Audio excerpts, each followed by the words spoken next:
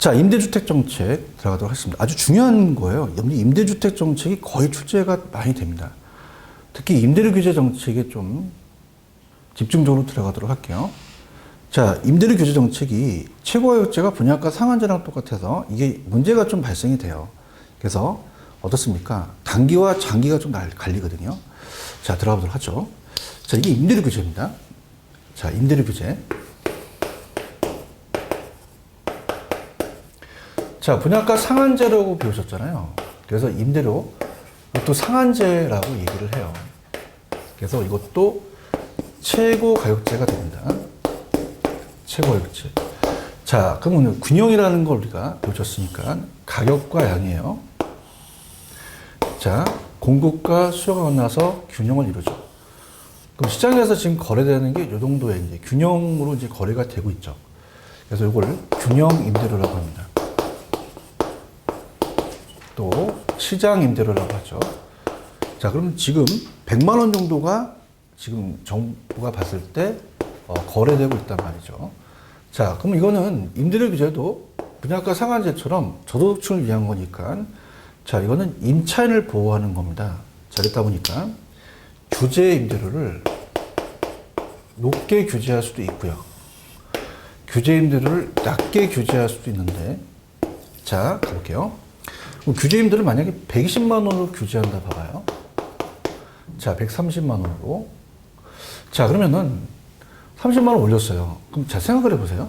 지금 정부가 이거 넘는 거는 규제한다는 거는, 자, 이걸 넘을 사람도 없죠. 왜냐하면 100만 원 받는데 다른 데 130만 원 받으면 안 가잖아요. 그러면 임대인들은요, 올리려고 하지도 않고, 자, 이거를 예전 상태로 돌리려고 그래요. 그럼 아무런 효과가 없다는 얘기입니다. 자, 그럼 규제 임대료를 낮췄을 때, 낮게 쓸 때가 효과 발생하겠죠. 그래서 우리가 70만 원만큼 규제를 하게 되면 초과 수요가 발생은 해요. 그렇지만 그 효과가 단기적으로 더 효과가 나타나고 장기적으로 부작용이 나타난다는 겁니다. 자, 구체적으로 우리가 쉬운 걸 배우셨으니까 단기로 가볼게요. 단기는 가격에 대해서 굉장히 비타르적입니다. 비타르적이다. 그럼 수요도 공급이든. 근데 특히 이제 공급은, 만약에 가격을 떨어뜨리고 너 70만 원 받아. 그러면 당연히 공급을 줄이겠죠. 단기는 그렇게 줄이기가 힘들다는 얘기예요. 그럼 항상 그래프가 단기는 가격과 어떻습니까? 공급이 있으면, 자, 이 공급이 완전 비타르 쪽이라고 하면 시험에 나왔거든요. 못 줄여요. 자, 그래서 단기는, 자, 그걸 전환시키려고 그러는데 공급을 다른 용도로 전환시키기 아주 짧은 기간입니다. 못 줄입니다. 그럼 어떤 일이 벌어지냐면, 자, 이렇게 해서 균형에서 아까 100만 원에서 70만 원을 규제하잖아요. 그럼 당연히 초과 수요가 발생되겠죠. 그럼 여기 있는 양은 수요와 공급이니까 기존 임차인은 혜택을 봅니다. 그래서 우리가 못 줄이다 보니까 30만 원만큼 임대인의 수입이 얘한테 오니까 소득이 재분배됐다고 나왔거든요. 근데 이게 10개라고 한다면요. 자, 15개만큼 수요가 있다. 그럼 5개만큼 초과 수요가 발생을 했거든요.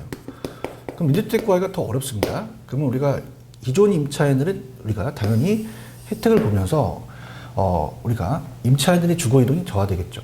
그러면 장기로 가서는 더 문제가 발생할 수가 있다는 얘기입니다. 굉장히 탄력적이죠. 탄력적이다.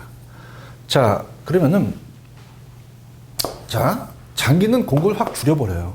물량이 줄죠. 그러다 보니까 어떤 게 발생을 하냐면요. 가격과 양이 있으면요. 단기는 아까 못 줄였잖아요. 이 상태에서. 그래서 이렇게 균형을 이룬 상태에서요.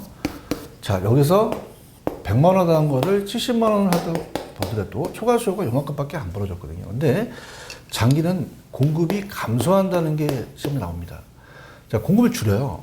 그러면 10개 했던 공급을 5개로 줄여버리거든요. 그러면 공급은 5개가 되고요. 자, 수요는 15개가 되니까 초과 수요가 더 10개만큼 더 벌어진 거죠. 그럼 초과 수요가 더 벌어졌다는 건 물량이 또 부족한 거죠. 그럼 부작용이 발생합니다. 정책에 대해서. 그럼 효과가 있는 거는 단기에도 효과가 있다고 나왔거든요. 자, 그럼 어떤 부작용이 또 발생하겠어요? 자, 공급을 줄이니까 공급만 줄이는 게 아니라 질도 떨어집니다. 도배도 안 해주죠. 그럼 기존 임차인이 가서 삿대질해요. 해줘야 되는 거 아니야? 방 빼라는 거죠. 근데 나갈 데가 없어. 다시 들어가서 도배가 정이 들어야 하는 거죠. 자, 그러면 어떻습니까? 그걸 못 올리게 받으니까 우리가 피가 붙는다는 얘기 들으셨잖아요. 암시장이에요. 뒷거래입니다. 자, 그래서 암시장이 형성이 돼요. 자, 그러면서 130만 원만큼 가격이 올라버립니다. 프리미엄이 약 60만 원이라는 프리미엄이 붙어요.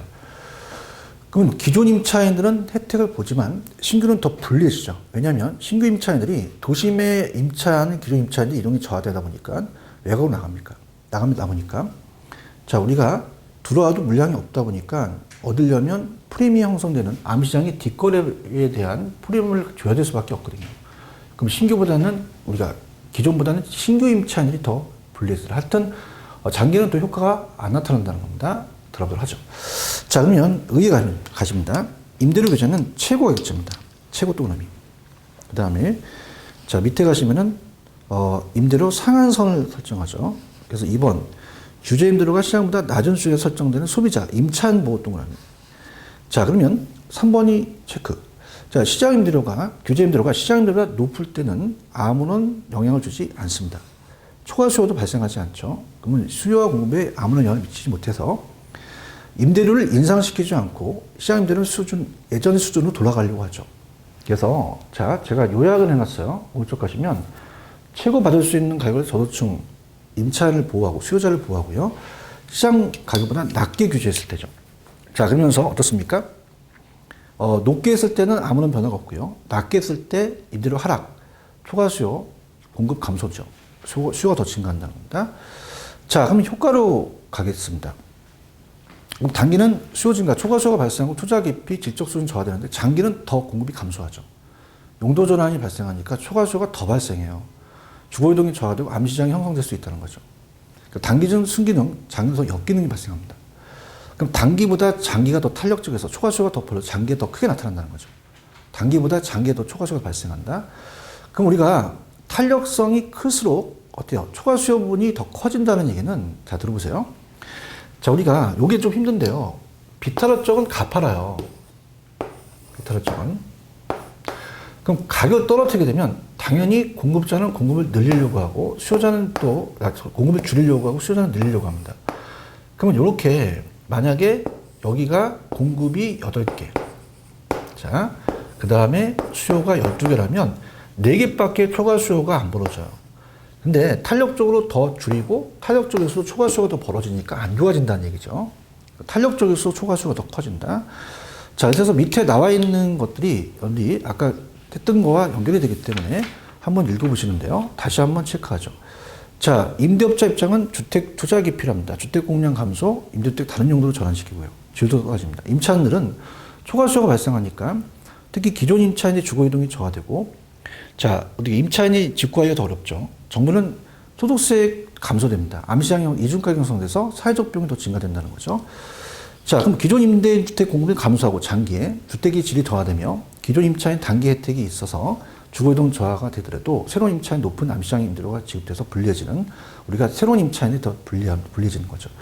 자, 비타협적일수록 시행 효과가 있다는 겁니다. 비타협적인 가격 임대료 하락 시에 공급 감소를 적기 때문에 임차인이 더 혜택을 줍니다. 자원 배분의 효율성을 저해되지 않죠. 또 원하는 사람한테 배분되죠. 근데 완전 비타협적일 때는 또 임대인 소득의 일부가 임차인한테 기록되니까 소득 지급비 효과가 있고요. 그 다음에 장기적으로는 더 공급이 감소하니까 또 원하는 사람한테 자원 배분이 안 되죠. 그러다 보니까 왜곡이 돼서 비효율성을 초래하더라. 특히 정부의 실패가 나타날 수도 있다는 겁니다. 그 다음에 이제 임대료 규제는 외곽보다 도심의 하향여가 초래할 수 있어서 외곽 지역의 집약적으로 이용되는 비효율적 초래가 나타날 수 있는 또 외곽으로 나가는 직조분리 나타난다는 거. 자, 그래서 임대료 보조로 갑니다. 자, 보조는 간접적 개입이죠. 자, 그래서 우리가 보통 아직은 안 나왔지만 임대료 규제, 가격 통제는 직접적 규제라고 합니다. 그래서 앞쪽에서 우리가 직접적 규제라는 건 어땠어요? 우리가 그 직접적인 개입이라는 것은 가격 통제를 직접 시장기구의 작동을 통제하죠. 그렇죠? 근데 보조라든지 세금은 간접적으로 조세를 부과해서 거래량과 가격을 우리가 조정하는 것이지 직접 통제하는 건 아니죠. 그래서 임대료 보조 정책이라는 게 생기죠. 그래서 임대료 보조로 갑니다. 자, 그러면 임대료 보조는 간접이에요. 간접. 자, 이거는 간접적 개입이다. 개입수단입니다. 자, 그럼 우리가 30만 원만큼 규제하니까 장기적으로 안 좋아졌죠. 그럼 30만 원만큼 정부가 보조를 해줘요. 자, 그럼 어떤 일이 벌어지냐면, 자, 자기의 면목소득이 올라간 게 아니라 쓸 수 있는 실질 소득을 증가시킵니다. 그러니까 주택을 넓히는 거죠. 그럼 주택 소비만 넓히는 게 아니라 나오면 다른 것도 삽니다. 그럼 비주택 소비도 넓힐 수 있다는 거죠. 그러면서 또 자기에 대한 소비자의 효용도 커진다는 겁니다. 짝대기가 더 올라가죠. 근데 우리가 수요 측 보조, 특히 수요 측이 임차인이죠. 임차인 보조와 임대인 보조는 틀립니다. 공급측 보조는. 자, 수요 측 보조를 봤을 때 가장 이제 단기와 장기로 나눠서 우리가 설명할 수가 있는데요. 단기, 장기가 쟤랑 틀립니다. 자, 단기는 공급이 안 돼요. 그러면 수요만 증가를 하니까 자, 가격이 상승해서 임대료가 상승하게 됩니다. 그러면 기존 임대인이 초연 얻어서 임대인한테 혜택이 가는 거죠. 근데 장기로 가서는 공급이 늘어난다는 게 중요합니다. 그럼 가격이 다시 원래대로 떨어질 수 있어요. 그러면 누가 좋아? 임차인이죠. 그럼 임차인한테 혜택을 간다는 거죠. 그 다음, 자, 수요 쪽 보조는 두 가지 보조가 있습니다. 자, 소득 현금 보조가 있어요. 소득 현금 보조가 있고, 가격 집세 보조라는 게 있습니다. 가격 집세. 자, 가격 집세라는 거는 임대료로 주는 거거든요. 임대료 보조입니다. 자, 그럼 왜 이게 나오게 됐냐면요. 들어보시면요. 자, 소득 현금 보조는 현금으로 줘요. 그러다 보니까, 자, 어떻습니까? 주택 소비도 넓힐 수가 있고요. 나오면 다른 것도 살 수 있으니까 효용이 커진다는 얘기죠. 근데 다른 것들을 사는 게 너무 강하다 보니까 효용 측면에서 강해서 막 30만 원을 줬더니 집에 넓히는 것에 임대를 주자는 게 아니라 어떻습니까? 막 디카 사고 막 어떻습니까? 핸드폰을 바꿔요. 안 되겠다. 그래서 나온 게 주택 바우처입니다. 자, 바우처가 쿠폰이죠. 주택 바우처가 나오게 되는 거죠. 그럼 현물 보조가 나오다 보니까 어때요? 스스로 이 현금이 아니다 보니 자기가 이렇게 마음대로 쓸 수가 없죠. 그래서 이 집세 보조라는 게 나왔습니다. 그죠? 그래서 집세 보조는 임대료 보조로 쓰라는 얘기죠. 그러다 보니까 주택 소비도 넓히고 효용도 커지면서 주택 소비 쪽으로 더 강하다는 거죠. 그래서 시험 문제가 소비자의 효용 측면에서 위한 거는 소득이고요. 가격 임대료 보조는 자, 이건 정책 목표 달성 효과가 될 수 있다는 겁니다. 효과 측면. 자, 그래서 우리가 별 응급이 없으면 다 장기는 다 임대료 보조를 얘기하는 거죠. 자, 주택 바우처도 임대료 보조에 들어갑니다. 이 바우처가 원래는 임차인에게 주게 되면 임차인이 임대인한테 줘서 우리가 쿠폰을 주면 지자체가 돈을 바꾸게 되겠죠. 그다음에 수요 쪽 보조와 공급 쪽 보조가 있습니다. 이 공급 쪽 보조가 바로 임대인 보고요. 임대인에 대한 그 보조고요. 네, 생산자 보조 방식입니다. 자, 그럼 정부가 30만 원만큼 수요자한테 보조해 주는 게 아니라 임대인한테 보조해 줘요. 그래서 건설자금 이자를 좀 간접적으로 30만 원만큼 다운시키게 되는 거죠. 그럼 건설자금 이자를 다운시키니까 생산비가 줄어듭니다. 그럼 가격이 떨어져요. 그렇죠? 그럼 우리가 어떻습니까? 실제로는 100만 원에 판 거로 되겠죠. 자기가 30만 원만큼 보조를 받았으니 싸게 해도 자기가 30만 원 이득이잖아요. 그러다 보니까 공급이 늘어납니다. 자, 그럼 다시 가격이, 자, 우리가 어때요? 가격이 싸진다는 거는 생산비가 주니까 공급을 늘리죠. 그럼 가격이 하락하니까, 자, 우리가 임차인에 다시 혜택이 갈 수밖에 없다는 겁니다. 근데 중요한 것은 단기는 공급이 안 돼요. 수직이어서. 그럼 단기에는 아무런 영향을 미치지 않고요. 장기에 공급이 늘어나서 가격이 하락돼서 임차인에 혜택을 주는 우리가 정책으로 가겠죠. 그다음에 마지막에, 자, 우리가 전체적인 걸로 본다면 수요 측과 공급 측 보조에 대한 비교가 나섰어요. 자, 그래서 주거지 선택의 자유입니다. 자, 주거지 선택을 자유롭게 간다는 건 누구한테 보조하는 게 낫냐? 자, 생각을 해보세요. 만약에 임대인한테, 공급자한테 보조해주면 지 마음대로 가는 거예요. 그럼 수요자한테 보조해줘야 자기가 선택이 가능하죠. 그럼 주거지 선택 자유는 수요 측 보조가 낫더라. 자, 들어가겠습니다. 펜 들어보시면요. 중요한 부분만 제가 책에 체크할게요. 개념합니다. 자, 임대료 보조는 당연히 저소득층 주택 문제를 가고요. 간접적 개입 박스. 그죠? 그 그 다음에 어떻습니까? 이 정부가 무상으로 30만 원만큼 임대료를 보조해 주다 보니까 저소득 부담되는 임대를 경감시키고요. 실질 소득을 증가시키죠. 단기적으로는 어떻습니까? 자체적으로 보조는 저소득 부담하는 임대를 경감시켜 실질 소득을 향상시키니까 수요가 증가해서 공급이 안 되니까 임대료만 올라가요. 그럼 기존 임대인이 초과를 얻습니다. 그러다 보니까 단기는 임대인이 혜택하는 거죠. 기존 임대인. 근데 장기는 공급이 늘어납니다. 공급자가 초과를 향유하다 보니까 임대주택 공급이 늘어나서 가격이 하락된다는 거죠. 임대료가 원래 수준으로 회귀되다 보면 장기적 효과가 임차인에게 돌아간다는 얘기입니다. 자, 그 다음에 수요 쪽 보조와 공급 쪽 보조가 있는데, 자, 수요 쪽 보조가 어떻게 돼요? 가격 보조와 소득 보조죠. 그럼 가격 보조는, 자, 소득 현금 보조부터 들어갈게요. 현금은 현금을 줘요. 보조 대신 동일한 금액을 현금을 줍니다. 그럼 현금 보조가 이루어지면 보조받는 저소득층들은 자, 실질소득이 현저 보조만큼 증가하다 보니 자, 임차 가구의 주택 구입 능력, 부담 능력이 높아진다는 거죠. 그 다음에 소비자의 소득을 높여서 소비를 경정하게 되기 때문에 주거 수준을 향상시켜 줍니다. 자, 그렇지만 오른쪽에 박스에 보시면 동일한 현금을 주게 되면요. 자, 임차인들은 주택만 아니라 비주택 재화에도 자유롭게 배분되면서 임차인 스스로 결정할 수가 있다는 건데, 자, 현찰로 주다 보니까 핸드폰을 바꾸거나 다른 거 사는 목적으로 가요. 그래서 바우처라는 게 나왔어요. 밑에. 이 바우처는 쿠폰 형태입니다.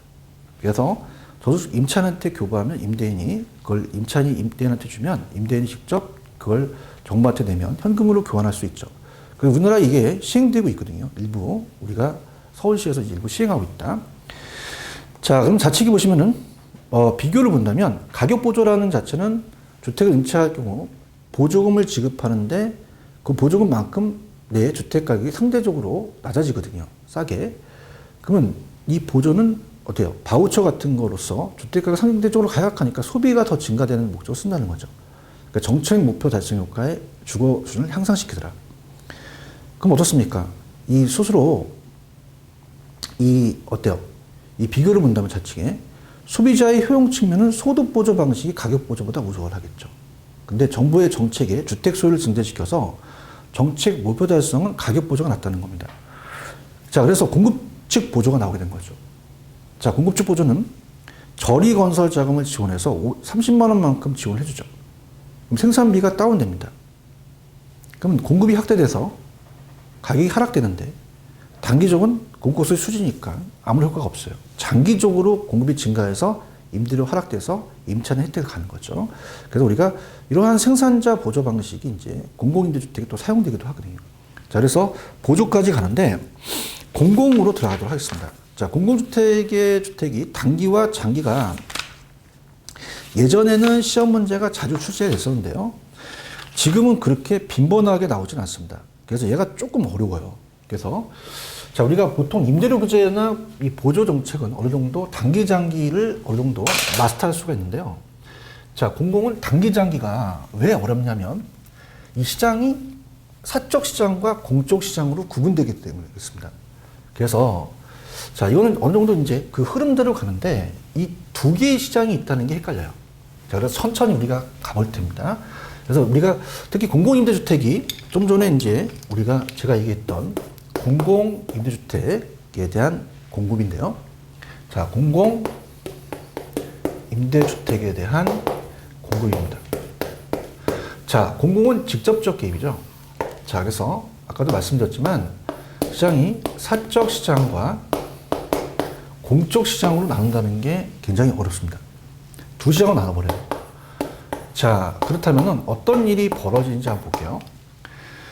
자, 사적 시장에서 왜 이런 일이 벌어지냐면 아까 저기 우리가 칠판을 보시게 되면 규제를 하게 되면 여러 가지 문제가 발생한다는 겁니다. 자, 그래서 균형에서 자, 100만 원 하던 거를 제가 10,000원을 빼겠습니다. 만약에 70만 원을 규제하니까 여러 가지 문제가 발생돼요. 자, 그러지 말고 공공임대주택을 생산자를 보조해줘서 공공주택이 많은 주택을 좀 공급하게 하자. 자, 그럼 생산자가 어떻게 돼요?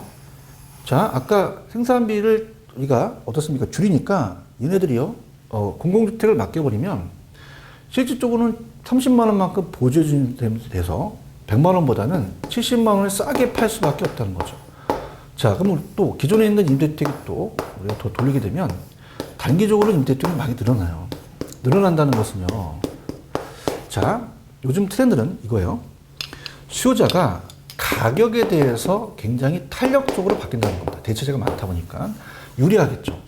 그래서 이제 다음에 이제 우리가 요거에 끝나면 다음 이제 이 강의에 조세를 배울 거거든요. 그러면 자, 임대인한테 재산세를 부과시키면 임대인의 조세 전가분이 작아질 수밖에 없어요. 그럼 조세 부담이 완화될 수밖에 없죠. 근데 단기와 장기가 좀 틀립니다.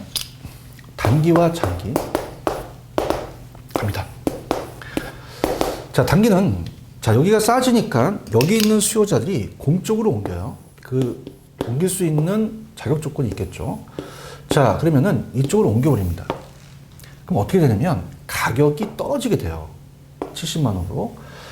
자, 그럼 70, 70. 자, 둘 다 혜택을 주겠죠. 그래서 단기적으로는요. 사적 시장의 수요가 감소를 합니다. 그럼 가격이 하락하니까 임차인의 혜택을 물어봅니다. 자, 그러면 머문 임차인과 공적 임차인 모든 임차인이 혜택을 봅니다. 근데 장기로 가서는요, 문제가 발생하는 게 가격이 떨어지니까 공급을 안 해요. 공급을 줄입니다. 그럼 사적 시장에 있는 사적 시장의 공급을 줄이게 되는 거죠. 그럼 이렇게 그래프가 옮겨가는 거죠. 자, 그렇다면 가격이 원래대로 회귀됩니다. 자, 그러면 20개 있던 게 15개로 줄어버리죠. 자, 그러면 어떻게 됩니까? 저기는 100만 원, 여긴 70. 이중 가격이 형성이 된다는 거죠. 근데 주의하실 거는 자, 어떤 시장이든 이 시장 두 개의 시장만 존재한다면 자, 여기 있던 애들이 일로 옮기다 보니까 여기에 공급을 만들 것만큼 충족을 한 거죠. 그래서 결론적으로는 장기적으로는 사회 전체적 양은 불변이라고 나왔거든요. 자, 갑니다. 자, 사적 시장의 공급이 감소하니까 가격이 올라요. 그럼 이중 가격이 형성이 되겠죠. 자, 그러다 보니까 우리가 어떻습니까? 남아있는 사람은 혜택을 못 봐요. 공적 임차인만 혜택을 보는, 공적 임차인만 혜택을 보는 효과가 나타난다. 이런 얘기입니다. 들어볼게요. 공공임대주택입니다. 개념. 저소득층을 위해서 정부가 시장가보다 저렴한 가격으로 공급하는 직접 개입이다. 단기는요. 자, 시장의 공공주택 임대료가 싸요. 그러면 공공주택 수요가 증가하고 사적 시장의 임대주택 수요가 감소합니다. 그럼 가격이 어떻습니까? 수익이 하락하겠죠. 그러면 공공주택의 공급은 단기에 공공주택에 이주해온 사람이나 사적 시장에 머문 사람이나 둘 다 혜택입니다. 근데 장기적으로는 다른 조건이 일정할 때 얘네들 사적 시장 공급을 줄인단 말이에요. 그러면 어떤 효과가 나타나겠어요? 자, 여기서 공급을 줄여버리니까 어떻습니까? 사적 시장의 임대료는 원래대로 가겠죠. 그 다음에 사회 전체적 양은 불변이 됩니다. 20개니까. 그러면서 공공주택의 공급은 임대주택에 대해서 이중 가격이 형성이 돼요. 그렇지만 공공주택에 거주한 저축에 혜택을 줍니다. 그래서 공공주택 거주자는 임대료 차익만큼 정부로부터 보조를 받은 셈이 된다. 여기까지 나왔었거든요. 자, 그 다음에 공공임대주택이라는 자체는 공공주택 특별법에 의합니다. 그래서 영구임대주택은 50년, 국민임대주택은 30년. 오른쪽에 행복주택이라는 게 아까 있었잖아요. 행복주택이 공공임대주택입니다. 그래서 행복주택에다가 체크. 자, 행복주택은요, 어떻습니까? 이 자체적으로 이 박근혜 정부가 들어오면서 국가나 지자체의 재정이나 도시기금, 이 자금을 공급하는 거거든요. 자금에 대한 지원을 해주는 주택 도시기금이 지원받아서 좀 우리가 젊은 층, 대학생, 사회초년, 신혼부부 등의 젊은 층의 주거 안정을 위해서 공급하는 건데 이것도 30년이에요. 5332. 그래서 중요한 건 장기 전세주택입니다. 자, 장기 전세주택이 아직은 이게 바뀌지 않았어요. 시프트라고 하죠. 장기 전세주택은 30년이 아니라 20년입니다. 그럼 어떻게 오냐? 보통 전세 계약이 20년이잖아요. 주택 같은 경우는. 그래서 20년이다. 이렇게 암기하시면 될 것 같고요. 국가나 지자체의 재정이나 주택 도시기금의 자금을 지원받아서 어떻습니까? 전세 계약의 방식으로 공급하는 공공임대주택이에요. 그럼 여러분들이 자, 우리가 시험에 나왔던 건 뭐냐면 공공임대주택은 지원을 받지 않는다, 지원을 받는다. 당연히 받습니다. 국가나 지자체, 재정이나 주택도시기금의 지원을 받기 때문에 자금을 지원받지 않는다는 거 맞죠? 안 맞죠? 전세계약을 체결하는 거죠. 그 다음에 뭐 나머지 것들이 있는데 우리가 그런 것들은 이제 그냥 참고하시고요. 공공임대주택에 대한 우리가 임대기간이 영구는 50년, 그 다음에 국민은 30년, 자, 행복은 30년, 장기전세주택 때는 20년. 자, 그렇게 여러분들이 우리가 체크해 주시기 바랍니다. 자, 그래서 우리 다시 한번 정리하는 시간을 갖도록 하죠. 자, 앞쪽으로 보시면은, 자, 우리가 페이지 244페이지부터 이제 정리하는 시간을 갖도록 하겠습니다. 자, 임대료 규제는요, 최고가격제, 우리가 임차인을 보호하는데요. 자, 이게 규제 임대료보다 높게 했을 때는 시장상에 영향을 주지 않습니다. 하지만 낮게 했을 때 문제가 발생이 되죠. 그래서 오른쪽 단기는 효과가 있죠. 장기는 효과가 없더라. 자, 이렇게 해서 꼭 정리해 주시기 바랍니다. 그래서 박스에 보시면은 단기는 주택 수요가 초과 수요는 발생합니다. 단기는 어차피 주거 이동이 저하가 돼요. 근데 장기 더 많이 발생하거든요. 그러다 보니까 이동이 저하되는 게 더 커지고요. 암시장이 형성돼서 단기능이 더 단기적으로가 효과가 있다. 이게 뭐 장기는 또 역기능이다. 그럼 단기와 장기 중에서 제가 단기는 비탄력, 장기는 탄력이다 보니까 초과수요가 더 벌어지더라. 그래서 우리가 탄력성이 클수록 초과수요가 더 벌어져서 밑에 보시면 공급이 비탄력적이면 가격과 임대료 하락 시 공급량을 감소시키지 못하니까 임차인한테 더 단기 혜택을 주더라. 자, 보조로 갑니다. 보조는요, 일단은 간접이에요. 그럼 단기는 자, 30만 원만큼 보조니까 실질소득이 증가를 합니다. 그러다 보니까 주택 수요는 늘어나는데 어떻습니까? 자체적으로 가격만 올라가죠. 그럼 임대는 혜택하고요. 장기적으로는 이제 자, 공급이 늘어나니까 가격이 떨어져요. 그럼 임차인한테 혜택 가겠죠. 자, 수요 측과 공급 측인데, 자, 우리가 나중에 기출 문제를 보면 수요 측이 더 주거 선택이 자유롭습니다. 그럼 수요 측에 대한 것이, 자, 가격 집세 보조는 집세에 대한 우리가 바우처에서 나온 거기 때문에 정책 목표 달성 효과가 있죠. 근데 현금 보조는 현금으로 주다 보면 다른 데 더 쓰다 보니까 효용 측면이 더 강하다 보니 우리가 보조 정책으로 간다는 거죠. 가격 보조. 자, 가격 보조가 보통 우리가 특별한 언급이 없으면 단기, 장기는 다 집세 보조가 된다라는 걸 꼭 기억하시고. 자, 지금 했던 임대주택, 공공임대주택이 좀 어렵습니다. 자, 그래서 저수층이 정부가 시장가보다 낮게 직접 개입이죠. 그러다 보니까 자, 여기 다시 한번 우리가 복습할게요. 단기는 사적 시장에 대한 수요가 줄고 공적으로 옮겨요. 가격이 떨어지니까 여기도 70, 여기도 70, 모든 임차인이 혜택합니다. 근데 장기는요, 얘네들이 사적 시장의 공급을 줄여버려요. 20개에서 15개. 그 다음에 가격이 원래대로 회귀되기 때문에 이중가격이 형성이 됩니다. 그러면 장기 가서는요, 공적 임차인만 혜택을 받아서 여기서 임대료 보조를 받은 셈이 되겠죠. 자, 그러면서 중요한 거는 여기서 20개에서 15개를 줄였지만 전체적인 양 5개를 만들었기 때문에 사회 전체적 양은 불변이라는 거 꼭 기억하시기 바라고요. 그래서 우리가 시험은 임대료 규제가 제일 잘 뜹니다. 왜냐하면 분양가 상한제나 임대료 규제는 정부의 정책이 더 어긋난다는 겁니다. 장기로 가서. 그러면서 더 부작용이 발생하니까 임대료 규제 쪽으로 좀 가시기 바랍니다. 자, 그 다음에 넘기시면은 자, 영구 임대라는 건 50년. 영구가 제일 어때요? 50년 길다라는 거 보고요. 국민 임대주택은 30년. 자, 그 다음에 행복주택도 30년. 근데 장기전세는 20년이라는 거. 그래서 장기전세 주택을 조금 우리가 낸 것 같아요.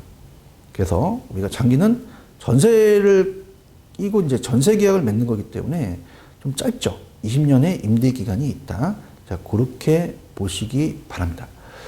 자, 그래서 우리 주택정책이라는 자체, 그래서 이 분양가 상한제를 먼저 우리가 배웠고요. 그 다음에 이제 상한제, 규제와 자유화, 선분양과 후분양, 그 다음에 임대주택 정책의 임대료 규제, 그 다음에 보조, 그 다음에 공공주택, 그 다음에 공공주택 특별법의 시행령에 의해서 행복주택, 공공임대주택에 대한 것도 직접적 개입이 들어갑니다. 그래서 예전에 보금자주택인데 행복주택으로 바뀌었다 그랬죠. 그래서 그 의무기간까지도 우리가 살펴보시기 바랍니다. 자, 그러면요, 다음 시간에는요, 여러분들이 미리 제가 한번 보여드렸는데 조세정책으로 갑니다. 요것만 좀 우리가 체크해 보세요. 나중에 제가 공공주택을 많이 만든다는 건 대체제를 많이 만드니까 수요자 선택의 폭을 넓게 합니다. 그러면 수요자들에 대한 사적 시장이 임차인의 탄력성을 크게 한다는 게 중요해요. 그래서 조세 부담을 완화시킨다는 것을 조세 정책에서 연결시키도록 하겠습니다. 자, 이번 시간은 여기까지 하겠습니다. 임대주택 마치고요. 다음 시간에 조세 정책으로 들어가도록 하죠. 수고하셨습니다. 감사합니다.